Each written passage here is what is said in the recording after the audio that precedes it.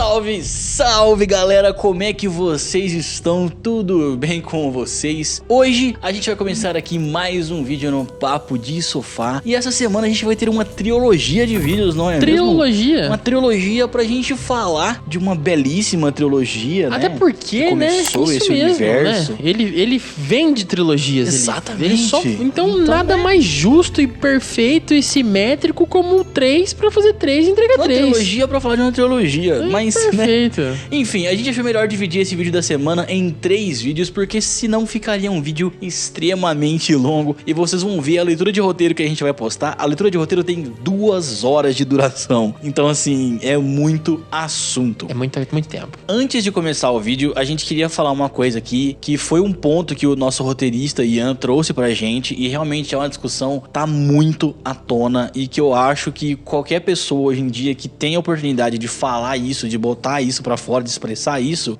isso deve ser dito, que é as pessoas darem hate em séries e filmes por uma troca de cor, uma troca de sexo e esse tipo de justificativa, entendeu? No mundo que a gente vive hoje, isso é uma coisa inaceitável, não é um motivo pra você olhar pra uma série e falar: ah, eu não gosto porque trocou a cor da pele da pessoa, ah, eu não gosto porque era um homem e virou uma mulher. Isso não é motivo pra você dar hate, pra você criticar, pra você jogar aquilo ali no lixo por causa disso, entendeu? Eu acho que a gente tá numa sociedade que tá evoluindo muito em relação a esse assunto, mas infelizmente isso ainda existe. A gente tá falando isso aqui porque isso tá muito presente nessas semanas, né? A gente nessa teve série, isso inclusive, dá muito com Pequena presente. Sereia lá dentro da Disney, que, cara, é um filme de criança, tá ligado? E a gente teve isso também dentro de Senhor dos Anéis. Pra quem realmente é fã, isso chega a ser vergonhoso ter esse tipo de polêmica envolvendo a série. Sim. Então a gente começa esse vídeo aqui com esse disclaimer, porque é uma parada importante. E,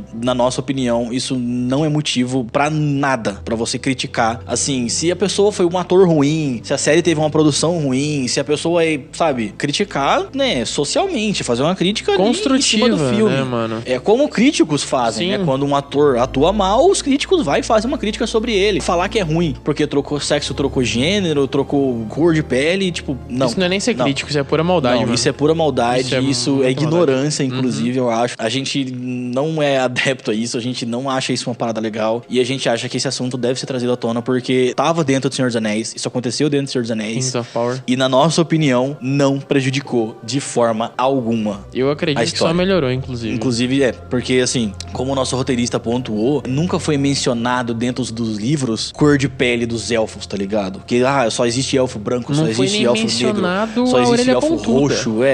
Isso foi uma licença poética que o Peter Jackson usou, porque era o conhecimento comum ali de elfo, né? Aquela característica. Mas nunca foi dito nos livros que eles eram exclusivamente daquele jeito. Então, assim, por favor, não pratiquem esse tipo de atitude. Isso não é legal, isso é vergonhoso. E eu espero que você, público aqui do nosso canal, não seja esse tipo de pessoa. Esse foi o nosso recado aí um pouco mais sério no início do vídeo. E então, bora lá, que tem muito pano pra manga.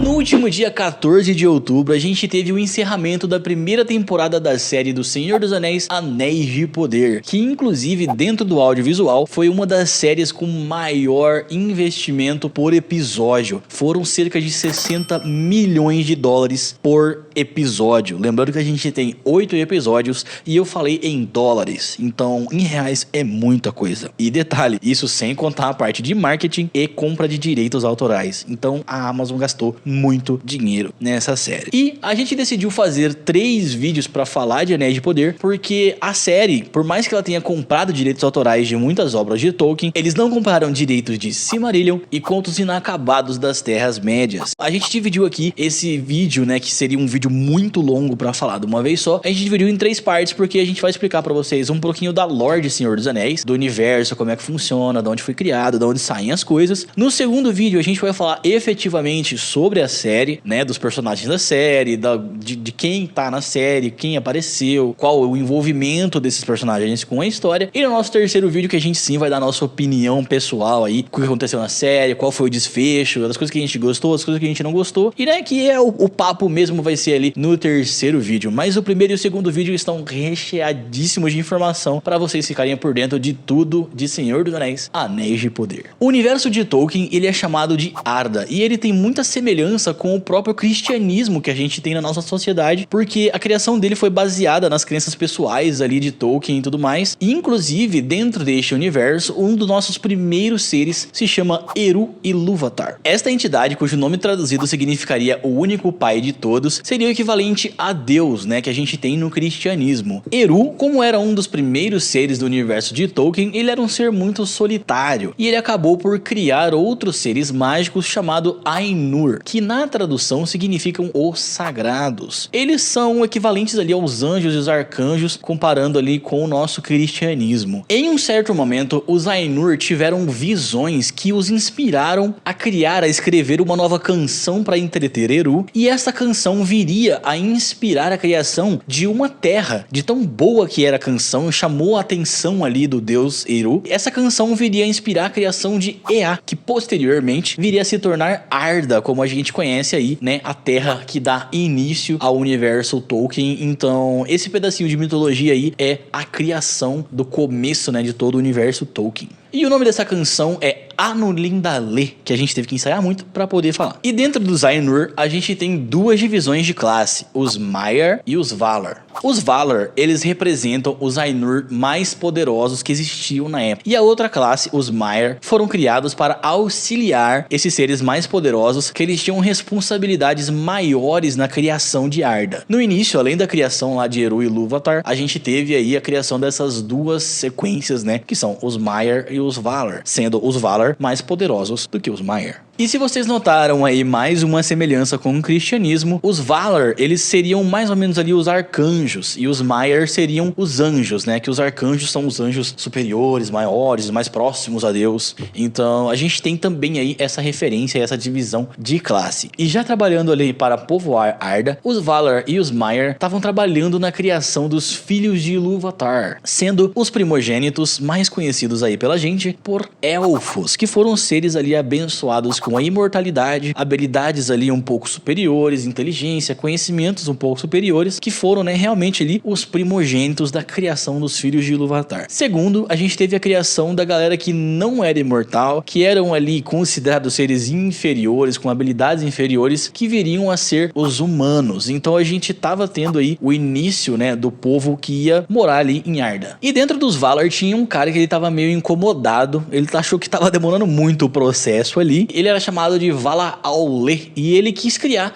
a própria raça dele, né? Ele quis ali passar um pouco à frente de seus companheiros ali, até mesmo do próprio Eru Ilúvatar. Ele criou, né, a própria raça dele, que viriam a ser os anãos. Eru ficou pé da vida com isso, ficou putaço com ele, porque, né, passou à frente da autoridade dele ali, mas ele não impediu que isso acontecesse. Ele só exigiu que os anãos despertassem apenas após os filhos de Ilúvatar. Os humanos e os elfos vieram aí primeiro, e depois vieram os anãos. Em Arda, a gente já tinha aí esses três povos. E dentro dos Maiar, a gente tem ali Olorin, Cunir e Mairon. E talvez vocês conheçam eles por outros nomes, que seriam eles Gandalf o Cinzento, Saruman o Branco e o temido Sauron. E já com o território de Arda povoado, a gente tem uma divisão aí primordial em três grandes territórios, que são eles Aman, Númenor e a Terra-média. Em Aman, a gente tem ali primordialmente aonde fica a região dos Valars. E também tem um pouquinho de elfo ali em volta e tudo mais, né? Elfo tá em quase todo lugar, né? Elfo é um bicho esperto, né?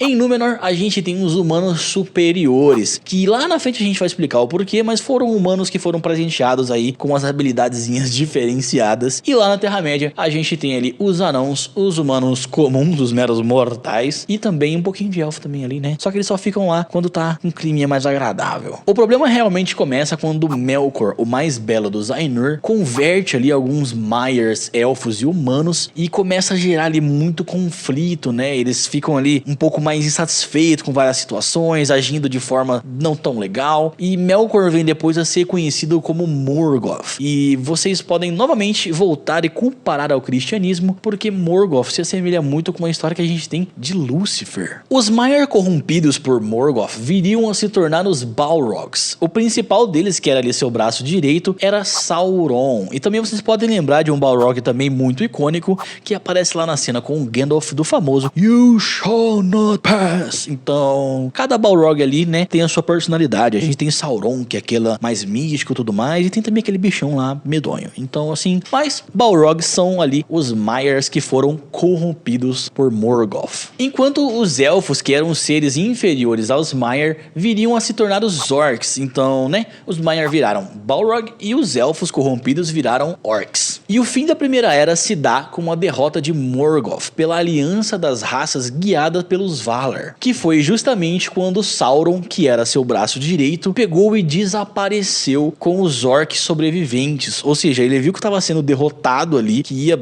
dar ruim pra eles. Ele simplesmente pegou ali os orcs que sobreviveram e sumiu, deu no pé. E a Segunda Era retrata, após a queda de Morgoth, né, a ascensão de Sauron, onde ele acaba manipulando ali algumas raças para a confecção dos Anéis do Poder, gerando uma nova escala de poder na Terra-média que ele acabaria controlando através da confecção do Anel. E a Segunda Era é onde se passa a história da série Anéis de Poder. E a Terceira Era, após a queda de Sauron, a gente tem aí tudo que a gente viu no cinema, que começa ali pelo Hobbit e passa para o Senhor dos Anéis, que a gente tem ali a Sociedade do Anel, as Duas Torres e o Retorno do Rei.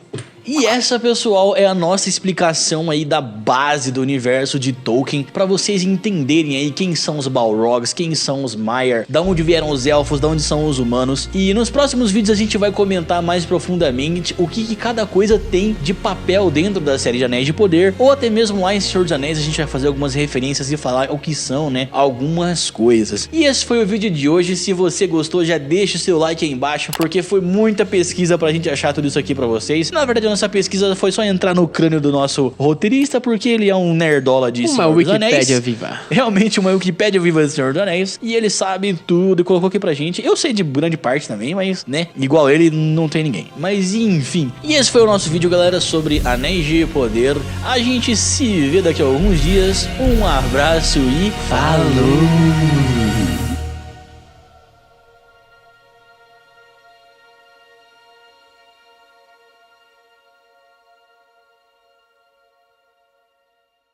Far over the misty mountains. Vai mijar. Já! Tira o mute do guri ali e para a câmera lá. Você tem que começar o próximo vídeo com a música, cantando. Cara, não tava gravando. Se existe uma definição maior pra merda, meu Deus, o que foi que eu fiz com minha vida, Jesus? O dia nem começou, mano, mas eu já fui derrotado já umas 6 vezes. Cara, eu sou um merda, meu irmão. E a vontade de chorar é inevitável. Cara, eu vou desligar que eu tô com vontade de chorar, bicho.